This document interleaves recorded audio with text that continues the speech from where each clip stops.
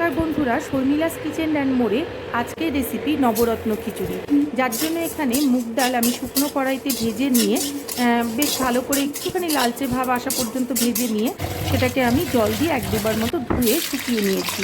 অন্যদিকে পনির কিউব করে কেটে সেটাকে সর্ষের তেলে একটু লাল লাল করে এইভাবে ভেজে তুলে রেখেছি। এখানে আমি কিছু সবজি নিয়েছি, বিনস, গাজর, আলু আর ফুলকপি। সেটাকেও চৌকো চৌকো করে কেটে সেটাকে আমি সর্ষের তেলে ভেজে তুলে রেখেছি। আর তারপরে আমি অন্য একটা কড়াইতে অল্প ঘি নিয়ে নিয়েছি, যার মধ্যে কাজু আর কিশমিশটা ভেজে সেটাকেও আলাদা করে তুলে রেখেছি। এখানে নবরত্ন পোলাওতে 8টা রত্নই ছিল, শুধু একটাই মিসিং ছিল, সেটা হচ্ছে নারকেল। আর তারপর ওই তেলের মধ্যে দিয়ে দিয়েছিলাম তেজপাতা, শুকনো লঙ্কা, ছোটো এলাচ, দারচিনি, দিয়ে দিয়েছিলাম আদা বাটা আর দিয়ে দিয়েছি ধনে জিরে গুঁড়ো। তারপর এখানে গোবিন্দভোগ চাল আগে থেকে ধুয়ে শুকিয়ে নিয়েছিলাম, সেটা দিয়ে দিয়েছি। আর দিয়ে দিয়েছি শুকিয়ে রাখা মুগ ডালটাও।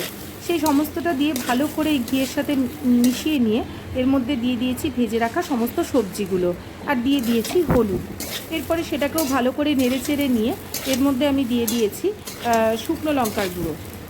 শুকনো লঙ্কার গুঁড়ো দেওয়ার পরে এই যে চালটা আমি 1.5 বাটি মতো চাল আর ডাল নিয়েছিলাম, তাই 3 বাটি গরম জল আমি এখানে ব্যবহার করেছি। দিয়ে দিয়েছি স্বাদ অনুসারে লবণ।